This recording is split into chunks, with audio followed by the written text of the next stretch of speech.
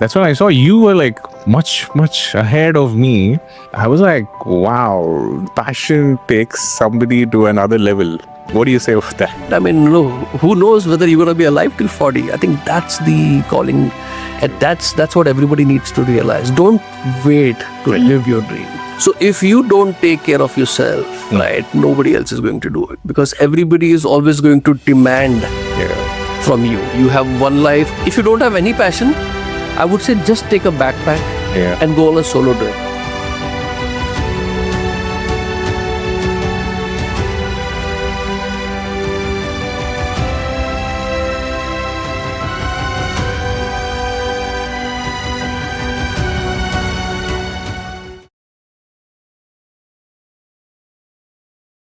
So Raghu, welcome. Thanks, Sachith. So this is a conversation that I'm more excited about because this is not about work. It's mostly about passion, right? Raghu and I know each other, I think, more than 24, 25 years, much more than that.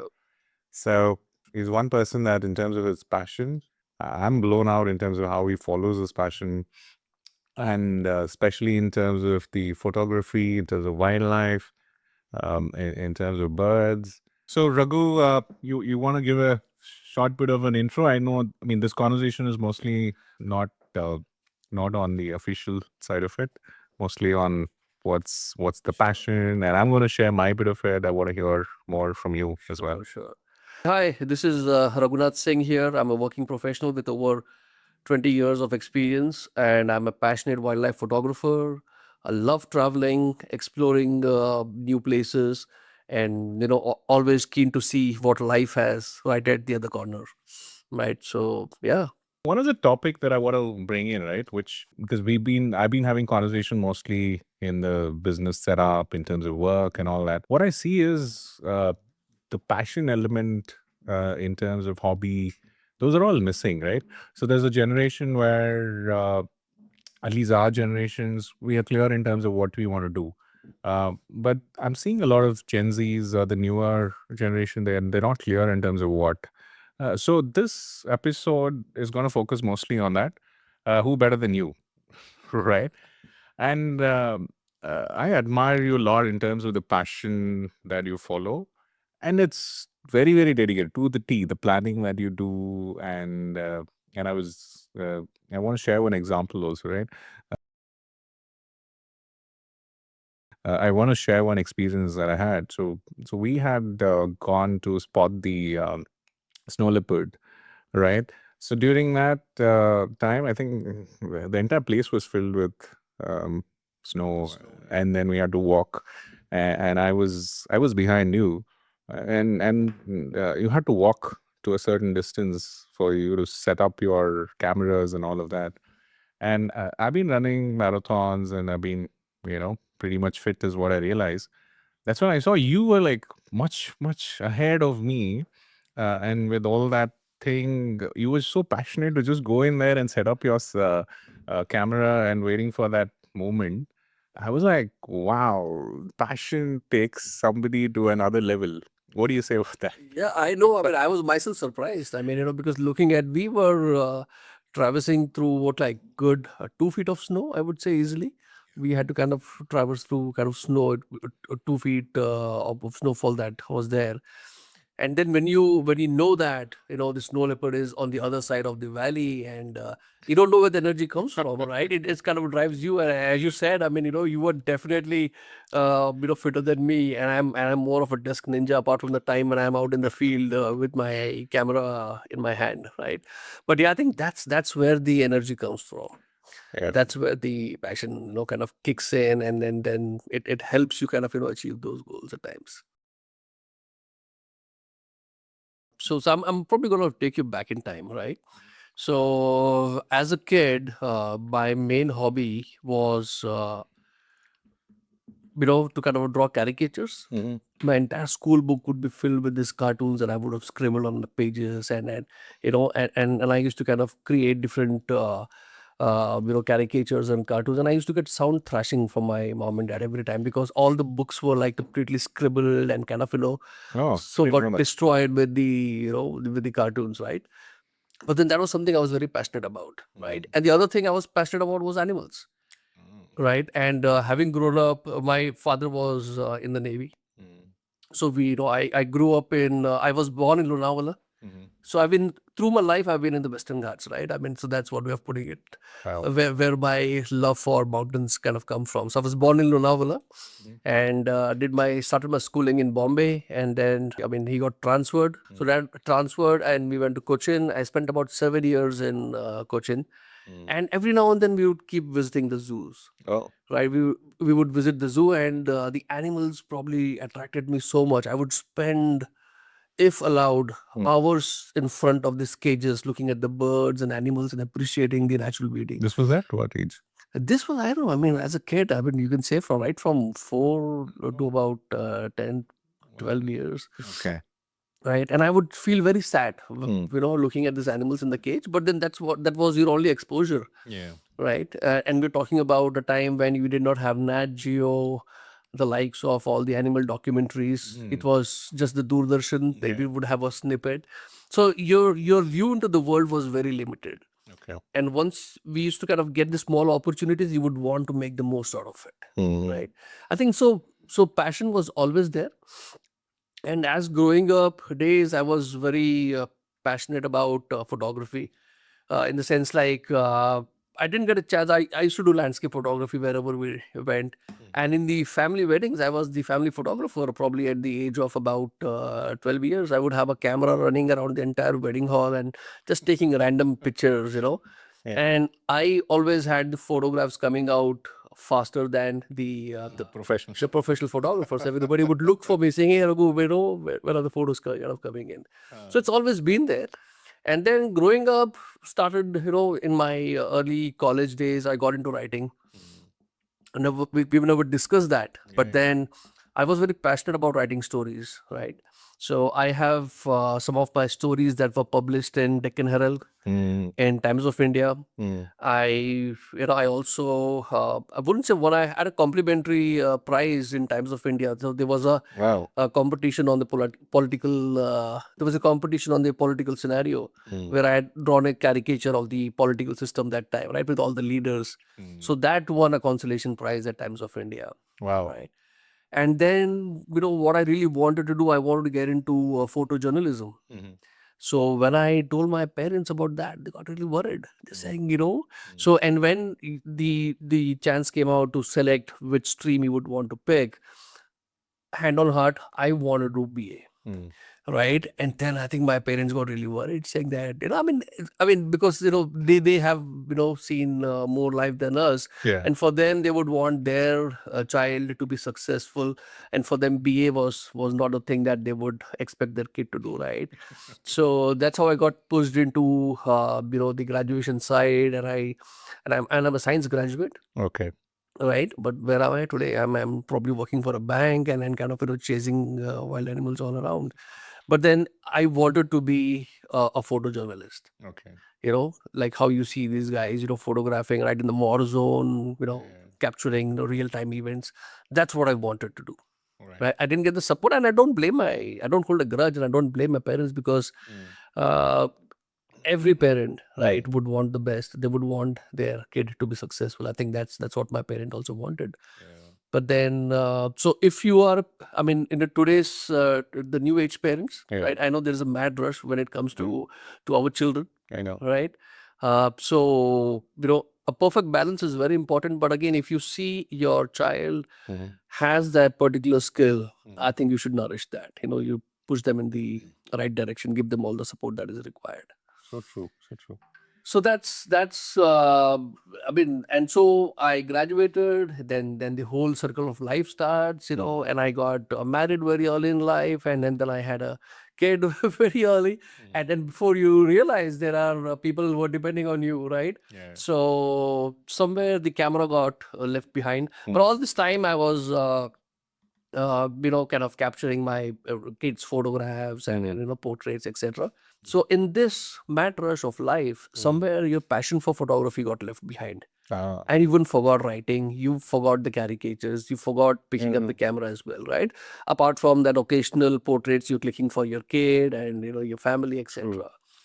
And then life went on. I mean, we are again trying to kind of, build our careers, and then, looking for, big brands and all the companies. And I think that's where Yeah. Sachit and I also met at the beginning of our careers. True. It was a family trip to Bandipur. Okay. I forgot the year that we had gone. I think we're talking about early 2000. It was a family trip to Bandipur. Okay, and I still don't know also how I chose that location, because one of my friend recommended that. So we went on a family trip to Bandipur, and that was the first time that I was seeing animals out of the zoo, in a jungle in a long, long, long time. Oh. So we stayed in Bandipur, and that's where I think that's somewhere, I would say, that ignited my passion for wildlife again. You know, so that was a good trip. I had a point and shoot, and we're talking about those time when we would only have that film roll with 35 exposures, right? Yeah. So some of the earlier photographs that I took was on that film camera.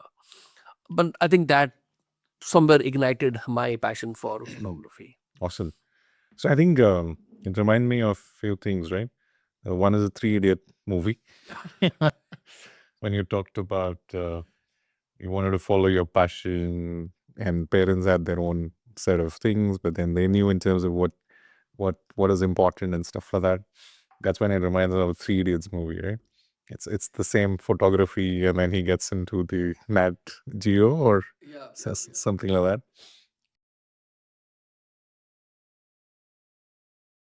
So, Sachit, I mean, talking about passion, well, I know that I am passionate about wildlife photography, right? I think we both are from a mutual admiration club, Yeah. right? And I know that you admire my photography, but what I really admire about you as well is that, uh, I mean, how much I enjoying seeing your success, right? I mean, I've seen you kind of, Thank you. grow up from that, grow from that four-seater to the office space that you have currently today, right? But what I'm also appreciated about you always is about your passion, living your passion, right? You have passion for biking, you have a passion for fitness, Yeah. for your marathons, and also travel, right? I mean, the Japan trip happened, every time we meet, there's something or the other that's happening with you as well. So I think you should also share and probably tell everyone as to how you are able to manage it. It's not me. No, I think mutually, yes.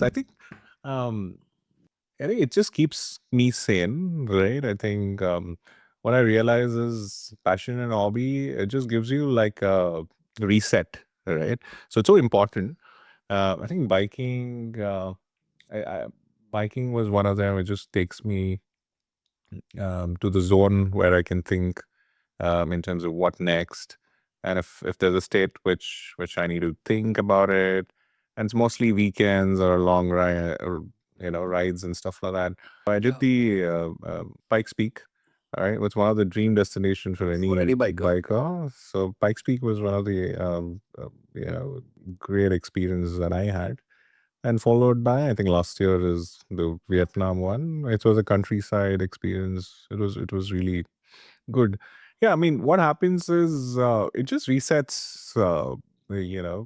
I come back more refreshed and with lot more ideas, lot more thought process. Every time I've taken a break, or in terms of gone for my bike ride or anything in terms of travel and all that, I've come back more stronger um, in terms of what I was able to accomplish and stuff like that.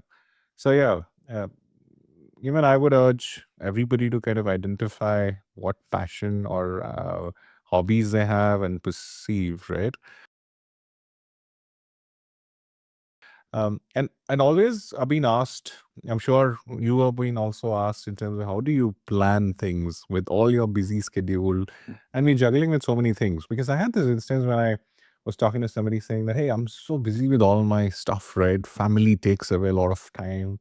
And then work is also not easy now because everybody is fighting for things. Like I also share this example of jobs also, right? When somebody when I talk to a client, um, so they give me some demands in terms of job that I need to fill for them, and I ask them, when do you want me to close? They say as on yesterday.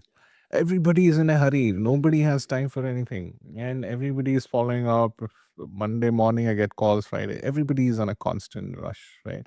So few of them ask me saying, where do you get time? I'm sure you also been asked that question saying, how do you balance family? How do you balance your work, your financial plannings? And then you have, because normally this is the last priority everybody keeps, like hobbies, passion, and stuff like that. What's your take on that? Well, that's a great question, Sachit. I mean, what I personally feel is that sometimes people are not able to realize what their passion is, Mm, right? If you kind of think of it, more often than not, what we do here, right? And it is very, prevalent in the, the current generation as well. We try to kind of do things to be inclusive. mm, We would do stuff what our friends are doing, yeah. right? So that you're inclusive in the group, Mm, right? And you would probably, if the group likes trekking, you would go for a trekking. mm, If the group likes to watch movies, you'll go binge watch movies or OTTs or whatever it is. But then it is very important to know what gives you that satisfaction, how do I know? right? I mean, there has to be a calling, right? There has to be a calling. Being in the nature, you feel relaxed, Mm, right? And where everything stops, you kind of you're able to kind of uh, slow down, right? yeah, You slow down, it gives you happiness. You will know that. I mean, yeah, it's kind of gives you happiness. You take the paintbrush, yeah, right? You start painting. I mean, mm, you will have a flair for something, right? yeah, It could be painting, it could be singing. I know people who have started kind of taking singing classes at a very at a very late stage in their life, and but then again today they are doing a great job because yeah, that that skill or the passion was always there, but they never had a way to kind of express that. yeah, Right, dance is one. I mean, you would have seen people kind of if you go to the salsa classes, you will see mm, probably people who are about 40, 50 years old still coming and learning, still, because yeah, now they realize that, yeah, I love dancing, yeah, you know. yeah, But I think what happens is, we get so entangled in our lives true. that we forget to kind of look in the mirror and really think what interest Mm, this person has who's in the mirror, right? We're always thinking about, true. because I can talk about myself, right? As growing up, getting married, having a kid. So I was a son, I was a father, I was a husband, I was a brother. So it's demanding, right? And so Seriously. it's the case, you're either a husband, father, brother, sister, mother, Yeah, you are executing some or the other responsibility true, all the while, true. right? And everybody is gauging you on that. Yeah, How good a son you are, how good a father you are, how good a brother you are, how good a everybody. husband you are, Yeah, right? So everybody is kind of probably grading you on that. yeah, But who's gonna take care of about what you like to do? yeah, Nobody's really bothered about that, right? true. So if you don't take care of yourself, Mm, right, nobody else is going to do it, because everybody is always going to demand yeah, from you, right? And I'm telling you, this is not just for men, right? It is for anybody and correct, everybody, right? correct. Immaterial, whether you're a father, mother, sister, brother, right? So the world is going to be demanding something or the other from you. Yeah, And I think the most difficult role that I personally feel is that of a working mother, yeah, right? I'm not discounting the people who manage yeah, the house and the homemakers, but mm, then again, like a woman who has kids at home and then has to manage work. mm, That probably is the most difficult part of things. My wife, she's a civil engineer, but again, she has a passion for teaching. mm, So she conducts tuition for kids, and she's extremely passionate about that. mm, So I see her struggling in terms of managing the house, mm, chores and managing the tuitions and things like that. mm, So if she has a passion amongst all these things, yeah, it's very difficult for her to take time out. While I keep encouraging her to know, she likes to learn singing, yeah, and I will be pushing her into singing. I'll be setting up some singing classes for her pretty soon, because I think that's where her yeah, skill is. She is a good singer, right? So diagnosing from that, so what I'm saying is that every individual has some skill. You're born with some skill, yeah, right? yeah, You first have to probably mm, find that out. I think that's kind of very, very important, and yeah, you will have some passion. And till the time you don't step out of yeah, the door, you are not going to realize what you really right? like, Yeah, right? You have to step out. If you don't have any passion, I would say just take a backpack Yeah. and go on a solo trip. Wow. Right, just go on a solo trip for 1 week. Just go to some good location. Go for a small trek. Don't go with your friends. Go alone. Be part of a group that you're not aware of. Just roam around. I'm sure you'll come back and you'll know what you are. What your passion is rather. Yeah. No, that's a Yeah. good suggestion. And I'm probably going to tell you something very personal as to what triggered. So I love traveling. I love photography. I knew that at a very early stage in my life. But I'll tell you what triggered my passion. Why am I traveling? If you've seen, I started traveling Yeah. a lot after about maybe 2005 or 6. Correct. And I'll tell you why. So I lost my mother to cancer. Right, she passed away in 2004. I'm just kind of laying out things which are on the emotional side as well, right? Yeah. So I lost my mother to cancer in 2004, right? And so she had gone through all the medication, and the medications went on for good about 1.5 years. So for that 1.5 year, I was there in the hospital with her because she had to go for her, chemotherapies and the radiations. I was sitting next to her Yeah. while she was going through all that, and then she was admitted for a good part of her, a period when she was going through the medication. Sitting with her, I realized that she had so many dreams and ambitions. She wanted to kind of, see Kashmir. She wanted to visit some of these pilgrimage places like Vaishno Devi, right? Then I said, why didn't you ever do it? She said, no, my priorities were my family, my husband, my children growing up, getting them married, my grandchildren. So I thought after everything settles down, that is when I would probably step out and kind of, do my own thing. But then, it was really sad to kind of, I was Yeah. shattered to kind of hear that, that she had so much of things that she wanted to do, right? She wanted to see, as I told you, Kashmir being one of the, Jammu Kashmir being one of the locations that she wanted to see along with some of the pilgrimages. Unfortunately, she couldn't do it because she was so busy Yeah. fending for her family, for her children, and I really feel shattered about that, right? So it's like if you've seen this movie Zindagi, I know it's a very cliched dialogue, but again, in Zindagi Na Milegi Dobara, when Katrina tells Ritik Yeah. that who knows whether you're going to live even till 40. Correct. So we were off planning for like 5 years, Planning, 10 yeah, years. 10 years and all that. And then she asks him, right? I mean, who knows whether you're going to be alive till 40? I think that's the calling. And True. that's what everybody needs to realize. Don't wait to live your dream. Yeah. You can still strike a balance, Yeah. but you need to take care of yourself. True. Nobody else is going to do that for you. You have one life. I know a lot of people, maybe a lot of wives and other, I'm going to hate me for saying this, but then again, I mean, if you're a husband, please support your wife. If you're a wife, please support your husband, right? That's all I'll say, right? Totally.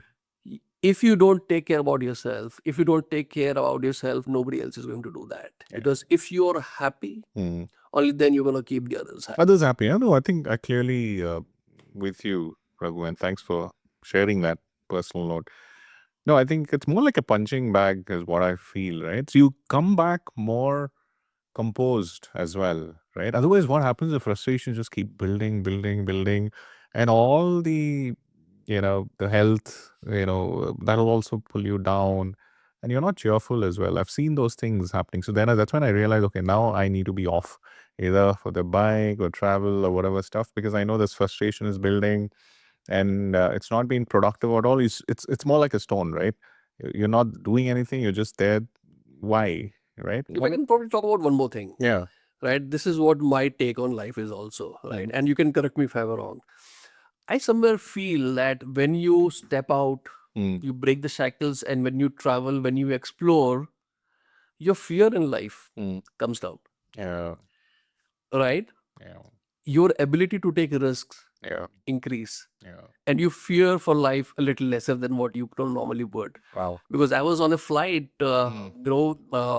we were traveling to I think Leh, and we had a pretty bad turbulence. Air India. Yeah, I know it was Indigo. Right? And I could see, this guy next to me, he was literally shaking.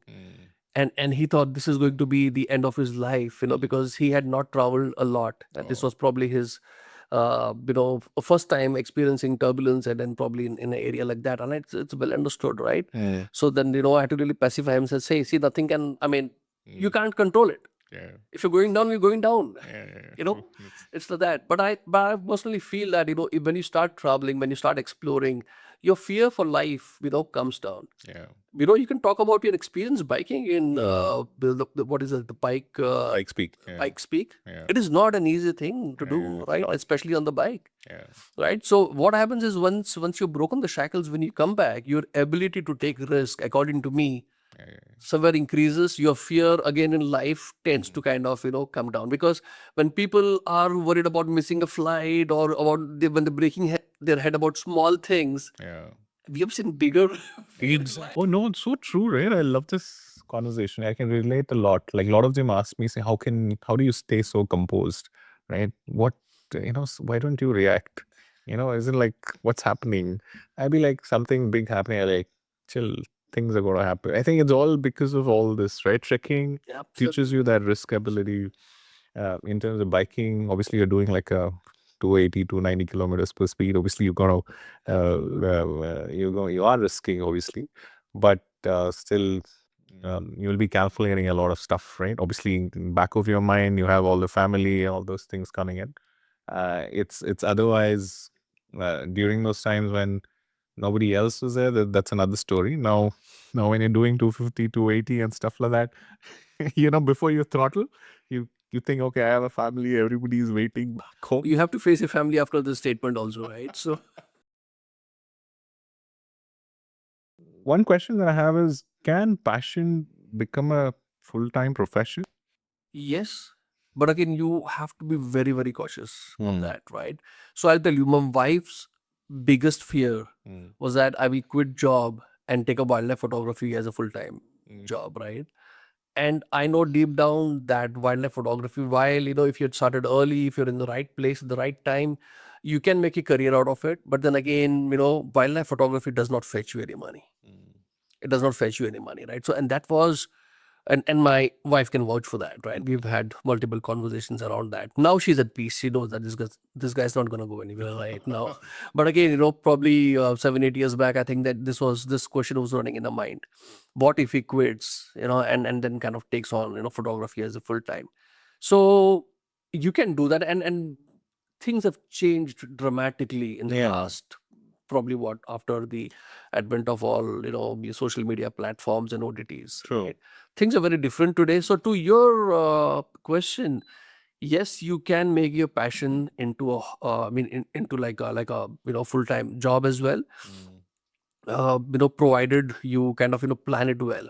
Okay, I'll give you a small example of this photographer. I think he's one of the famous photographers that we have in India, and proud to say from Bangalore, Sudhir Shivram. Right, you can look up for Sudhir Shivram. He's India's one of the top most wildlife photographers, and he conducts a lot of tours. Right, so he is a software professional, and he was working in Infosys for a long period of time. Yeah. But at some point in time, he decided that wildlife was his calling. He quit and he got into wildlife photography. Yeah. But then he didn't just jump into it, right? You have to watch Sudhir Shivram's podcast, whenever you can find it. I'm sure you'll find it. But then he says that he planned it. He ensured that the debts were taken care of. He had a corpus kind of built for himself before moving into it. Today, his wildlife photography and tours are earning him probably more than what he was earning back in the corporate. Yeah. But then it was a well Planned. planned, decision that he had, right? So if anybody is wanting to do that, yes, you can. But then always have that kind of a safety net for yourself, right? I know today's generation, YouTube looks pretty exciting. Everybody wants to be a YouTuber, or you want to be like a travel content creator, right? Great. I mean, you can do that. But then how do you sustain? I mean, we hear some fancy figures, the creators narrating on YouTube, and you get equally passionate about that. Yes, I mean, you can do that. But then again, as I said, plan it well. True. Right? Look at what your dependabilities are. Look at people who are depending on you. Right? So plan that well, and then depending on your skill and your niche, you definitely can turn your passion into like a like a full-time job if required. If you look at YouTube, you have pretty successful cookery classes where people are really making Yeah. a lot of money because they are passionate about cooking, Correct. right? I mean, one of my favorites is YFL, Your Food Lab, that comes on YouTube. And a pretty he is a young lad and he's doing exceptionally well, with his YouTube channel. True. But then if you get into that, it has to be you need to be kind of sure about what you're getting into. You need to know that yes, I have that skill set. You can't experiment. If you want to experiment, please ensure that you have a day job, right? You're building a corpus for yourself, on one side. Yeah. At the same time, you're also experimenting, with what you would want to do in the future. Yeah. Oh, interesting. Because yeah, a lot of them I've seen them, follow their passion and it's become like a full-time hobby. I mean, full-time in terms of revenue generation as well. But again, for you, what you said is take care and have enough corpus. How much is enough? Nobody knows, right? That's the problem. So many a times I've seen somebody's having this conversation. I've seen both the aspects, right? Somebody who's kind of jumped in and then being successful, because there are enough and more opportunities there. I always believe that you just need to do it all, right? You can't plan. I know, I mean, I'm talking of the other side. So what happens is the other story is somebody, I mean, not somebody, I have few of them who's like planning. I mean, so what happens is it's always the concept about fire number. Fire is basically when you retire, financial independence, right? That's the number that everybody has. So everybody talks about a certain number, say, okay, 2 crores is enough, 3 crores is enough, then I'm going to retire. That's my fire number, right? And then I've seen that number keeps going up and up and up. It's like I'm there, it's like you already moving the needle up and up and up. And the same thing goes here. Um, anyway, you're right. They need to be planned because once you have a lot of dependence around, and obviously you can't just take that risk. You need to plan. And I think Plan today well. you have more avenues, you have more resources at your disposal. Yeah. You want to learn something, even when you're in college, when you're studying. I mean, yeah, focus on your studies more. I would say definitely yes. But then you have more avenues today, right? I mean, you can do your YouTube courses. I mean, you have YouTube tutorials. If you're passionate about something, you have the resources today. Compared to what we had. Yeah. Okay, before one of the topic that I want to talk about is this dopamine hit, right? A lot of so what happens is the biking, the trekking, the running, all of it. It's basically a hobby, and also it gives me a dopamine hit, exercise and biking and all of that. Um, and nowadays I'm seeing kids, right, who's like after they graduated or students and all that are also getting into substance, right? Because they want immediate that dopamine thing.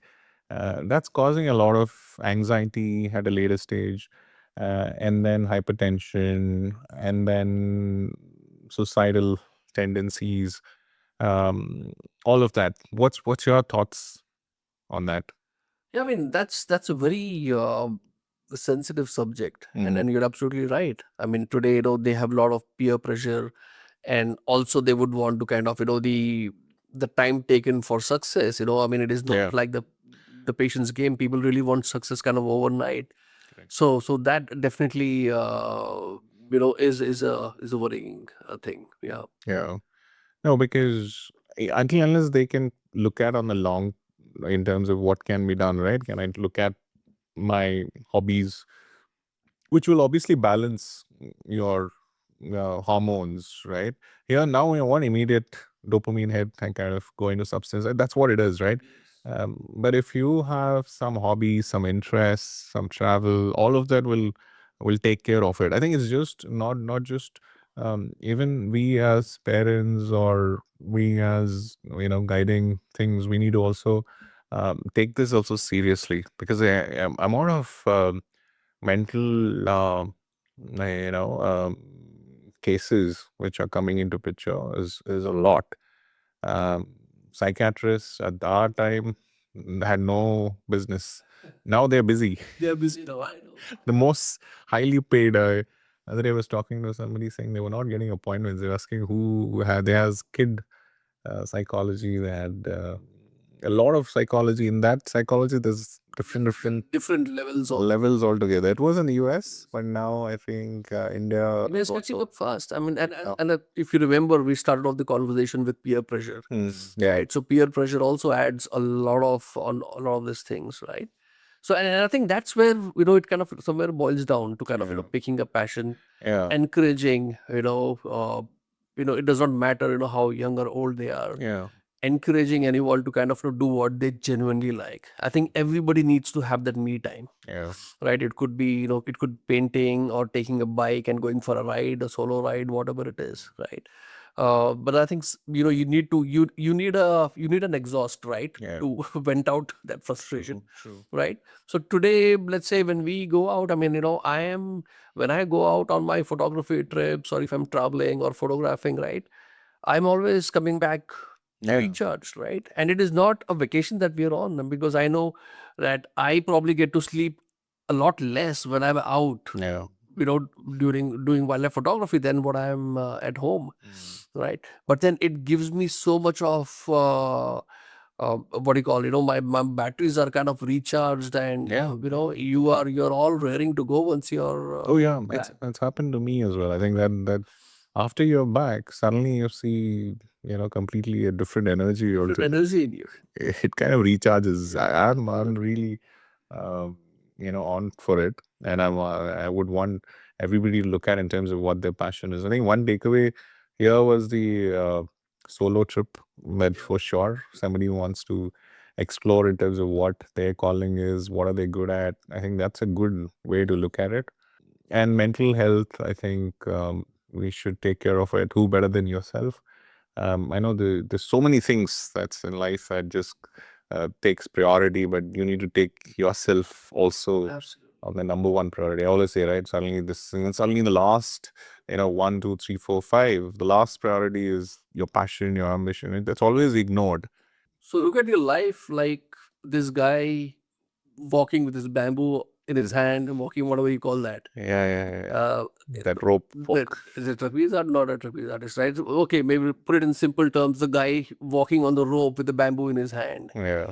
right? So Balancing. everybody is only looking at the either end of the bamboo stick, saying how well the bamboo is balanced. Yeah. They're not looking at the pain that this guy is walking with, right? Wow. It's only the guy who will understand the pain he's going through to keep that thing Balanced.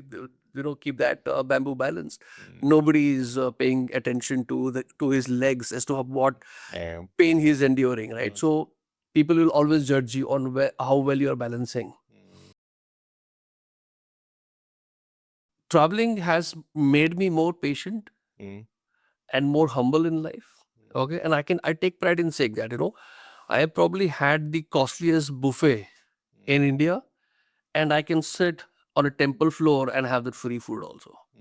We have been through that entire range, Yeah. right? So because traveling, sometimes when you go, you go to places where you don't have facilities. You don't have the luxury of your hotels, or the food that you get. We have had food on on like a small leaf, with whatever they have cooked. So you don't get to kind of make a choice all the time.